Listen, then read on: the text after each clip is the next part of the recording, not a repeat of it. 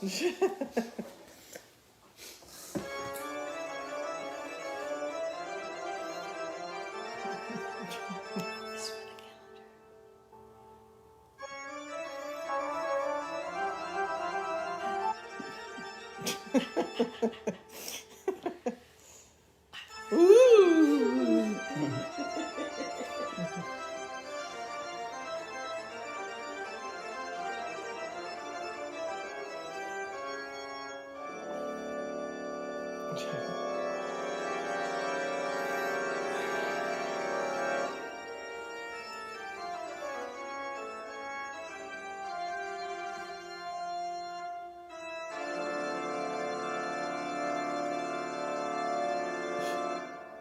Well, live from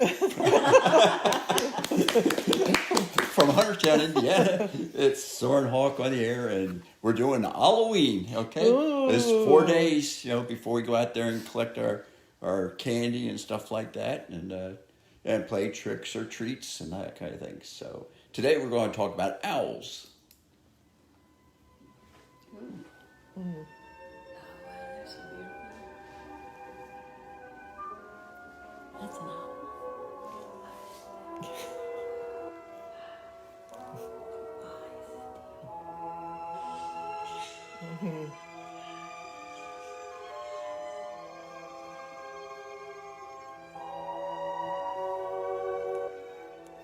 Aw.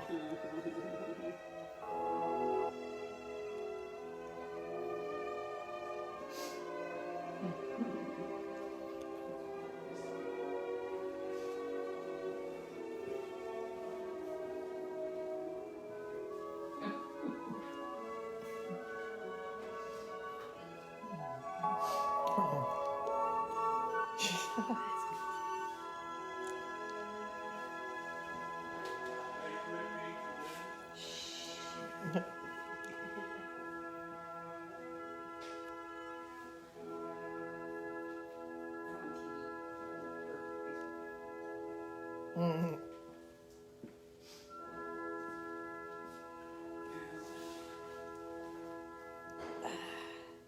Aw. So today we're going to talk about owls, and owls are raptors. So what exactly is a raptor? Well, there's a raptor. Oh, I got one of those. Yeah, you got one of those? Yeah. So anyways, so if you go way back in our history, you found these guys running around, these little velociraptors with those big talons sticking out the front there, going around and picking up some of those prototype mammals that they found, little shrews and stuff.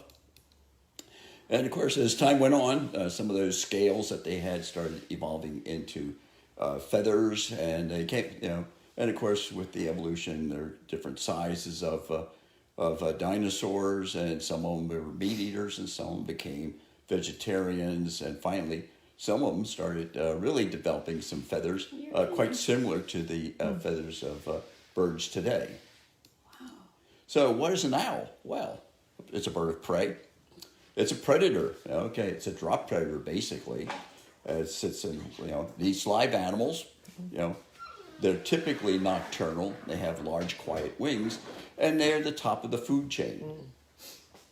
So our food chain basically consists of vegetables, vegetation, which is eaten by things like insects and mice and shrews and rabbits, and some of the shrews eat some of the things like grasshoppers and mice, and then there's other vertebrates that come along, like snakes, that eat some of the other critters. And then finally, there's the owls up here at the top, which eat the snakes and the mice and the voles and all the rest of the stuff. So the top of the food chain. Some things you ought to know about facts, or some facts you ought to know. There are 16 species of barn owls in the world. There's 189 species of typical owls. And there are 19 species of owls that normally occur in the United States, and 8 species occur in Indiana. Hey.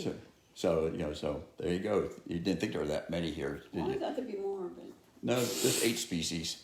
8 species. That's enough. Uh-oh, something happened. So owls are sharp.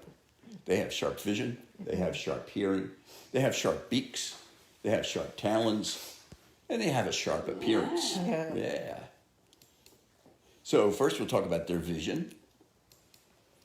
So their owl vision is very special. They have the largest eyes of any of the raptors relative to the size of the bird. So if you could take an owl's head and made as big as my head, that eye would be almost the size of a softball. Oh, wow. Big eyes. So big eyes, you know, okay. Their eyes are very reactive to light, you know. So if you ever get up close to an eye and you do the little test on it, you know, you can see the pupil dilating and whatever. Okay, and so very reactive, and they focus very quickly. Sometimes it's kind of neat to stand next to a great horned owl and watch the eyes go in and out as he's focusing back and forth. So it looks like one of those old cameras, you know, where you push the button and the autofocus goes in and out. Well, same thing with the owls. Oh. Well, okay. So they have high acuity. They have 2 to 10 to 8 times higher acuity than mammals do. So they're much sharper eyes. They have receptors, just like we do, rods and cones. But the rods detect light, the cones detect color. Well, the owls come out at night, so they don't rely as much on color, but they do need to have light. So we have about 200,000 receptors per square millimeter, if you want to think of them as being pixels. Owls have about 5 times as many. So they collect more light into their eye, and so they can see more detail. It's been told, and I don't know how true this is. Yeah, they say that they can detect the light from a single candle a mile away. Huh. So we'll set this up sometime out back here. Well, it has to be straight too, right? Yeah, right. Yeah, well, yeah. They don't have X-ray vision, but so we'll set it up out here in the backyard sometime, and we'll see when we'll train the owls to tell us when they see the light. Yeah. So now. To us, a mouse might appear fuzzy, looking like that. To an owl, it would seem nice and sharp. See all the details, the whiskers, and all that. So they have much better visual acuity than we do. An owl's eye is basically cone shape, so just like our eye, they have a lens which is held. It's locked in place. In fact, this whole mechanism, the whole eye mechanism, is actually held in place by a bone, so they cannot move back and forth, okay? So it has that bone around the eye, so it can only look straight forward. So they have a pupil just like us that opens and closes, depending upon the amount of light. And then, like I said, it's cone-shaped, more tubular shaped, and light actually is funneled back into the, there goes the old brain. I know. Retina, yeah. There goes the old brain, the retina. And and behind the retina is this thing called a tapetum lucidum, and that actually is like a reflector. And you've seen eye shine on cats and dogs at night. Well, the same thing with the owls. They have that behind them. And here's an eye, okay? And here's the tubular eye, and here's this bone here that locks the whole thing into place, okay? Wow. So you can, So the eyes are fixed in the skull. They can only look forward. Their visual field is up to 360 degrees, but there's a special thing for that. But their range of stereopsis is 0 to 70 degrees. In other words, what they can see in 3D, if you will, or in stereo is only 0 to 360. So here's a vision of this. So you can see, here's the stereopsis part. Then this is vision here. But you notice that we're only looking out here at about 120 degrees or so. And so what the owl does to make up for that is he turns his head back and forth. So he can look over his shoulder. So he can turn his head about 270 degrees. So off to the left, forward, off to the right, and whoops, looking back at you. Oh, gee whiz. So they have a spatial frequency of about 160 images per second. So they can see more detail, okay, and see things moving. We can only see it 50 to 60 cycles per second.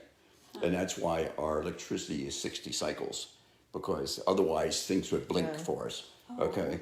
So it's 60 cycles.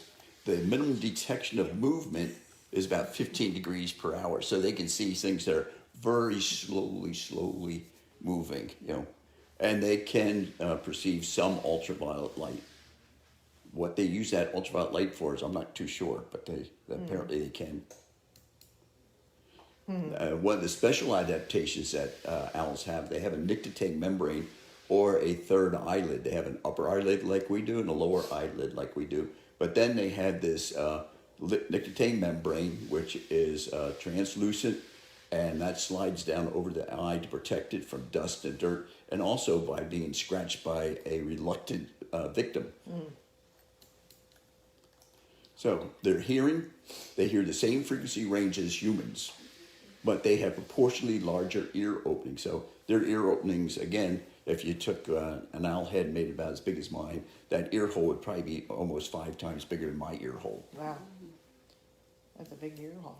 And, yeah, there's a big ear hole. Yeah, you almost slipped up. So here's a barn owl, and here you can see the ear hole here. Okay.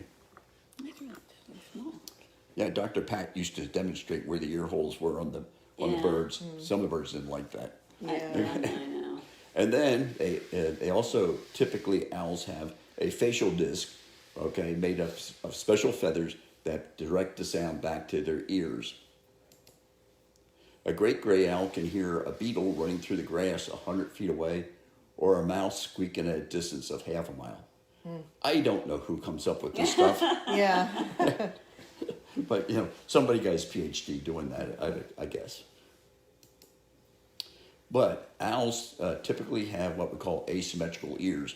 One ear is up higher than the other one, so that they can hone in on their prey, so they can hear it, so they can turn their head back and forth like we can, but also up and down and sideways.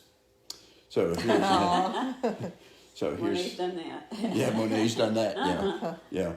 Well, we'll say that's Monet. Okay. Monet did that. Okay, turn your head almost upside down. You And know, then the other way too. Yeah. So yeah, don't do that too often. So beaks. Okay. Beaks. Come on. Beaks. Come on. Oh, there are. Okay. Beaks are hooked. Okay, and it's designed, you know, so they can tear their prey apart. Birds don't have teeth, and so as such they can't chew on their food, so they have to tear it into small little nuggets or little bits and pieces. And come on, they're sharp, of course, and you know, but typically the sharp part is right there at the end of the beak, where they hook it down. There are some sharp edges on the beak, and that does help to tear on the food or hold it in place. Come on. They're strong, okay.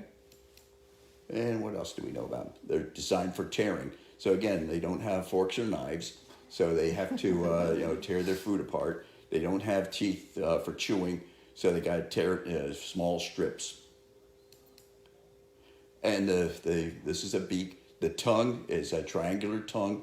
So you see here, it's got these nice little tabs here, which helps to hold the food.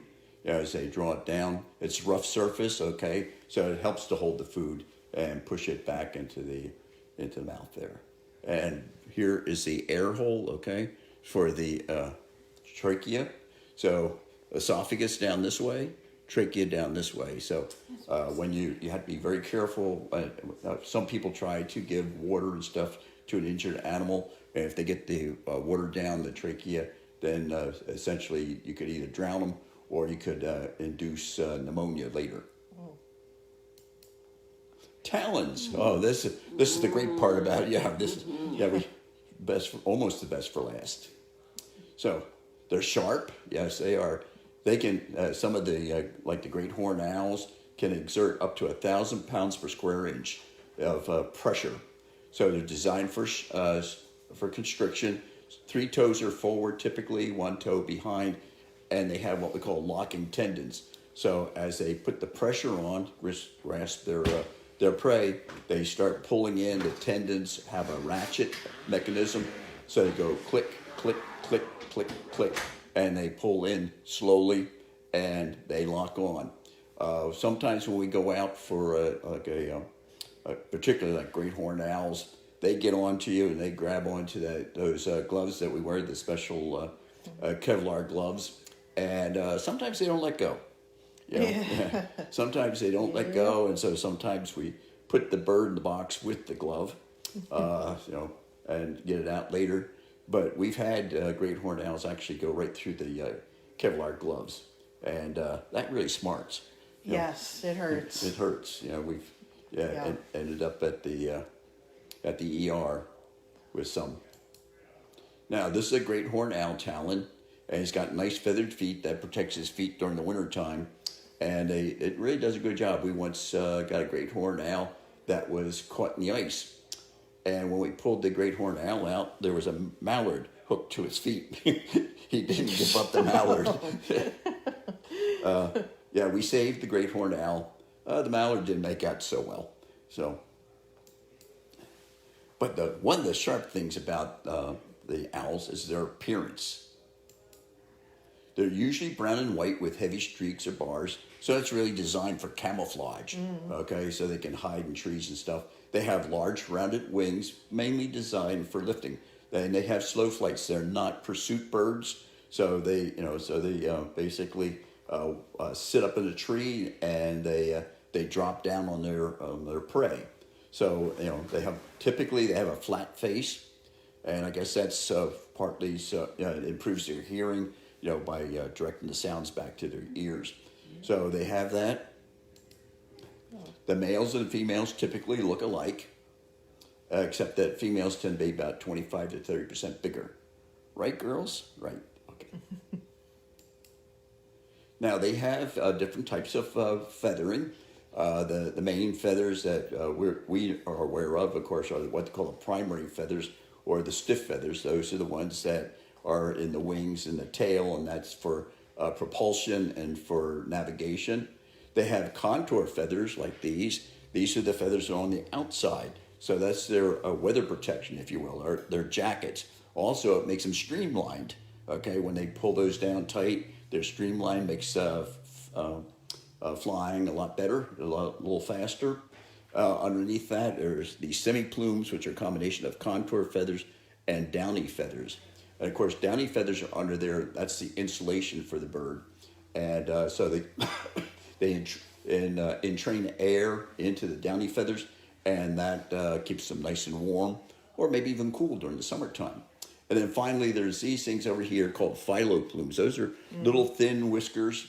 Sometimes the whiskers around the beaks, and that's so they can tell where the prey is when they're eating it.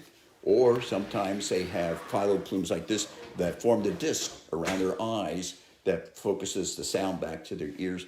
And also they have phyloplumes that are designed for the instrumentation for the bird. So those phyloplumes are on the back and on the wings, and they tell the bird, whether they're going fast, slow, up, down, banking, turning, whatever kind of thing. And these phyloplumes are attached to the skin, and so they pull the skin back and forth and transmit information to the bird that what it's doing. And owls can fly, if they will, silently. I would rather say that they glide silently, because when they take off, you can hear them, when they're getting that initial rush going. But when they're flying or gliding through the air, you can hardly hear them. And what allows them to do that is along the leading edge of the feather are these little fine feathers. And what they do is they break up the air current so you don't get this airflow over the wing, which makes this swishing sound. And actually, it isn't silent flying. It's these feathers actually suppress the sound. They're designed to operate in the range of about 100 to about 1,000 hertz. Okay, and that's the typical range of frequencies that prey would hear and we hear.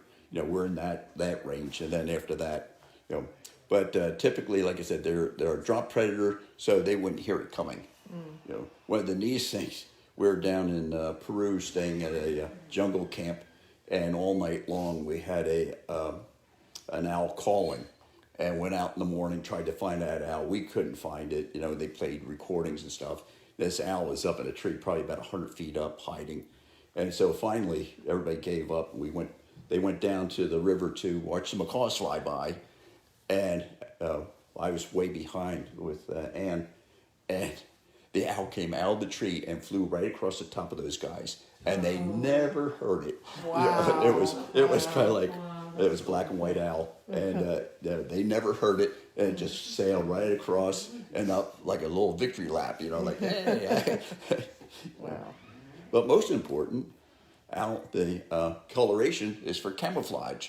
So this is a typical screech owl up against the bark of a tree, and this is one that's even better. Oh, wow. Yeah. If it wasn't for the eyes, you couldn't see him at all, right? Right. Amazing. Amazing, yeah. So, Soarin Hawk is going to present. Come on.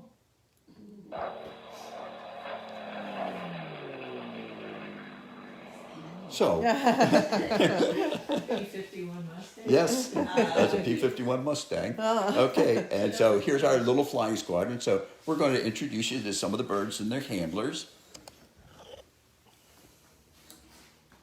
So this is Skylar. She's one of two Eastern. Oh wow. Eastern Screech Owl. Yeah, it's not an Eastern screech owl. It's a short-eared owl. She came to us a couple of years ago after being hit by a car. When we got her, we noticed that as she healed, she didn't heal correctly, and we ended up having to amputate part of her wing because of it. So she can't fly, obviously because she's missing most of her left wing. Short-eared owls are a bird that mostly migrates down here in the wintertime. They have more habitat up north where they can nest and breed, and then they'll come down here to spread out during the wintertime. So that's Skylar. Hi, Skylar. Okay, who else we got? Go ahead, Chris. Oops. Sorry, Skylar. Sorry, Nicole.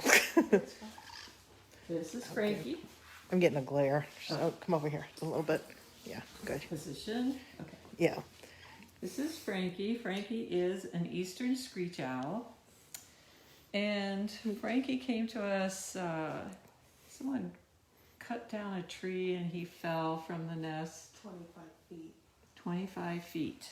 So we're happy to have Frankie with us. Has a wing injury.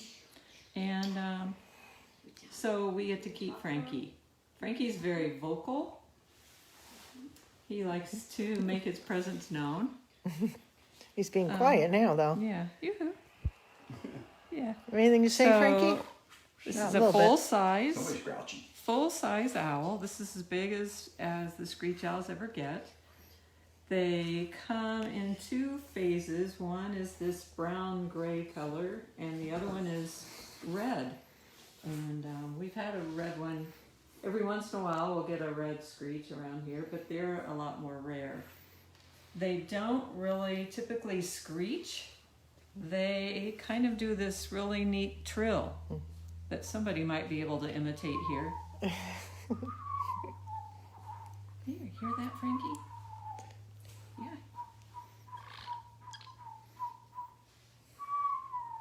Yeah.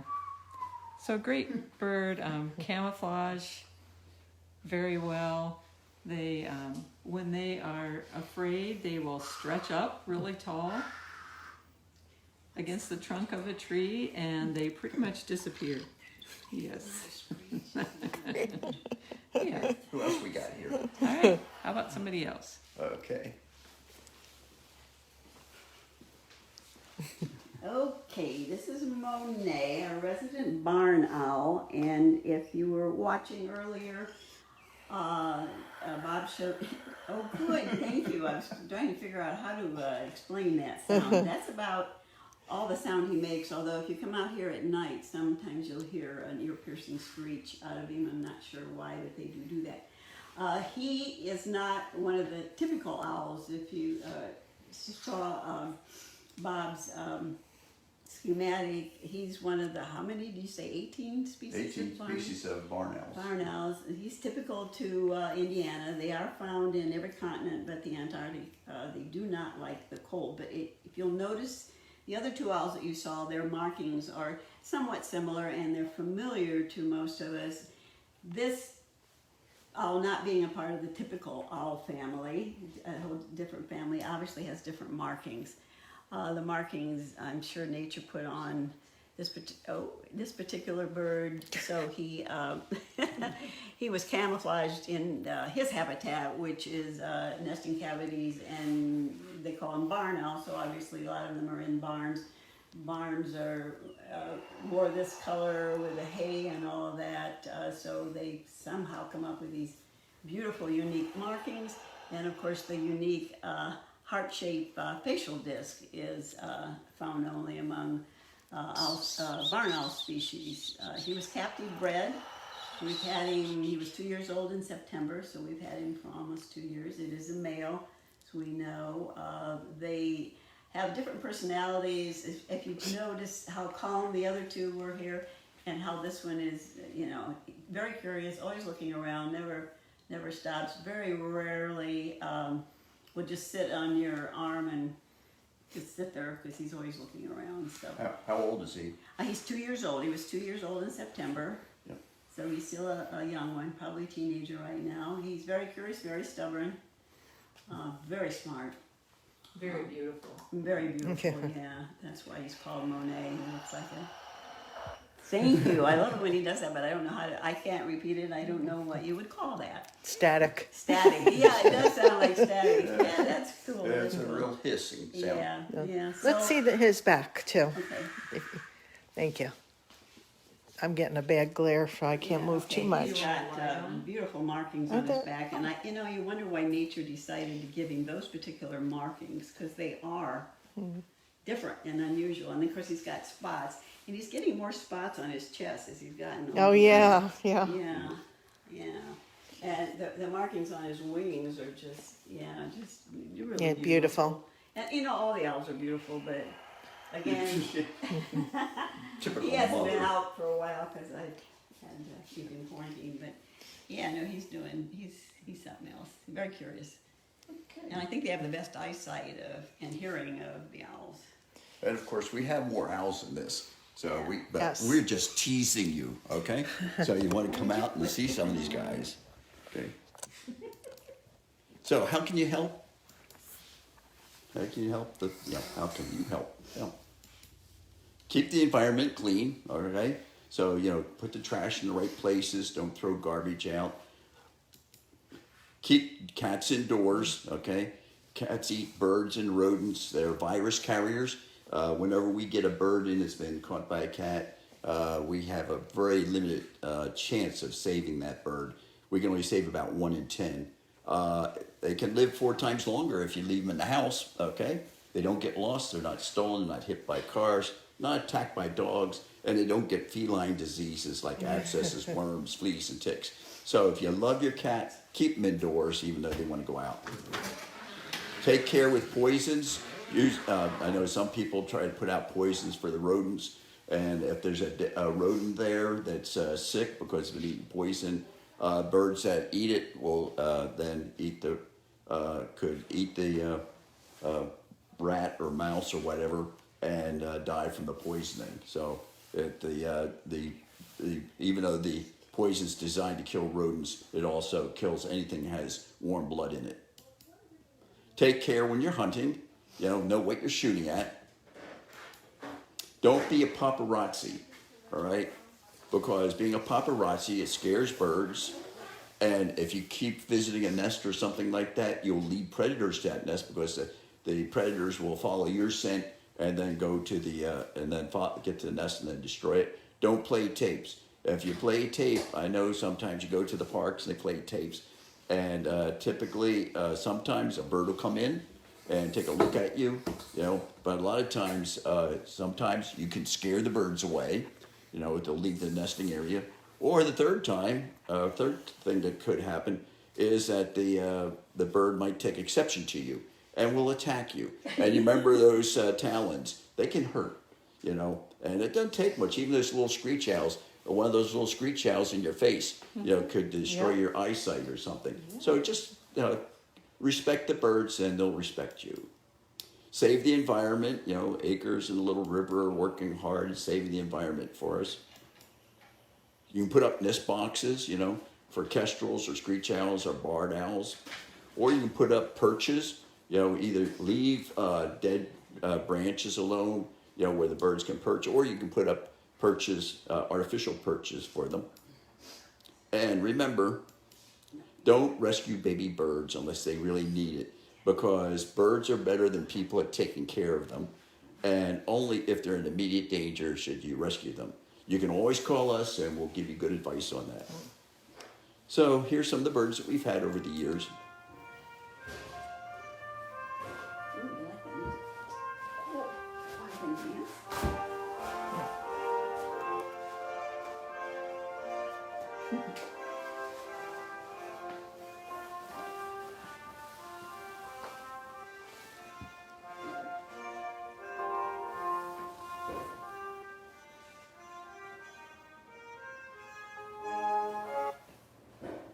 That's one of my favorite pictures. So, in conclusion, what do we say? We say, wow. We say, wow, always about the birds. Wow. So, we have a lot of empty shelves, you know. And it appears like there's a lot of Christmas gifts saying out there in off Los Angeles or Long Beach or something. So, is it going to be a bummer Christmas? Oh, no. No, because, whoop, Soarin Hawk is here to help you out. Nice. So we have the Good idea. 2022 Soarin Hawk calendar. So you can get that calendar from us, and it's featuring, Yippee! let's see, it's featuring Jeff here on the cover. Okay. Yeah. So it's so it's gonna be a great calendar, and you can get those from us. Okay, and Monet's in there, all kinds of them. In fact, they have a- in fact, this is a special issue. You know, all these birds have posed without any clothing. They're all natural. It's a nudie calendar. All natural. Raw. Not in the raw, just all natural. Film natural. So it's a good bargain. All the money goes to help out our birds and help out, pay the electric company for electricity and pay the water bill and some stuff like that, you know. But mainly it's to take care of the birds, make sure they're well fed. We go through about 2 tons of food every year, and about every quarter we spend about $3,000 every quarter on food. So we can really use the help. So there's our, there you are. Another picture of them. There he is. So the other thing you can do is you can adopt a raptor. Oh, I forgot to tell you on the Soarin Hawk, if you go to, I forgot this. Okay, forgot that. Okay, so if you go to donorbox.org, okay, you can find a place in there where you can order the calendars. So if you just remember donorbox.org /Soarin Hawk, you'll get to us, okay? There's also a link on the website now. Oh, is there on the it says, website? Yeah. Okay. I asked for that to get put on yesterday. Okay, so that's on there, so you can order the calendars. Obliged. And they're cheap at twice the price, okay? So the other thing you do as a present for Christmas for somebody, you can adopt a raptor. Yay. And so you can adopt any of our raptors, and we'll give you an adoption certificate with the intended recipient's name on it. You get an 8x10 photo of the bird, and also you get a biography of the bird, so you know all about your bird. And so that's all suitable for framing, and so you take care of that. And let's see what else we got. Or you can come out here and visit the birds. Okay, you can go on a raptor adventure and do a tour and look at all the birds up and get your picture taken with some of the birds. Okay, so there's all kinds of ways that we can help you out for Christmas. You know, so rather than help make Sam Walton happy, you can come and make us happy. All right. Make the birds happy. And don't forget, we need fish. Okay, so Jeff and Aaron and Poe and our lone bald eagle needs some fish. Okay, so bring those on in. And don't forget, another thing you can do is you can arrange to have a program. You can sponsor a program, and we can go to your school or your home school, your community groups, scout churches, retirement homes. I think last night we did one of the neighborhood associations, and so they enjoyed that. We also will do birthdays, weddings, Eagle Awards, block parties, baby showers. We'll show up for anything, okay? So, especially if there's food, okay? Or candy. Or candy, Very yeah. fun. Right. Don't forget, designate Soarin Hawk as your charity for Amazon Smiles, okay? Because I know that, but I know we won't get much money from you because you're going to be spending all your money on calendars and adopting birds and things. So, but anyway, so go to Amazon, Kroger's, Community Rewards. We have 155 families right now enrolled, and we got about $450 this last quarter, and so that really helps us out. We have some upcoming events coming. Oh, gee whiz, this Friday and Saturday we're going to be at the Huntertown Family Park for Halloween in the Park, Yeah. and that's going to be a lot of fun. And they're going to have some special entertainment down there and some special activities.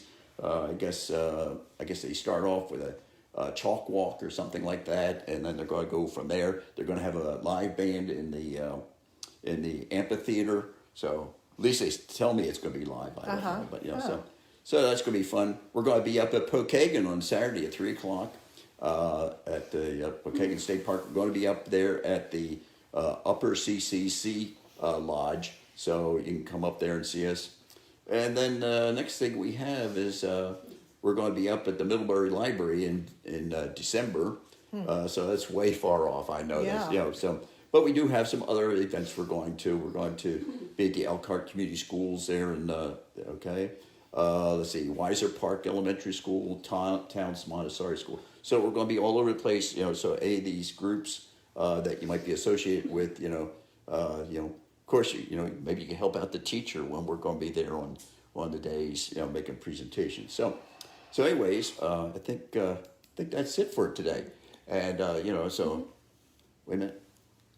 I don't hear anything. Oh, we're off.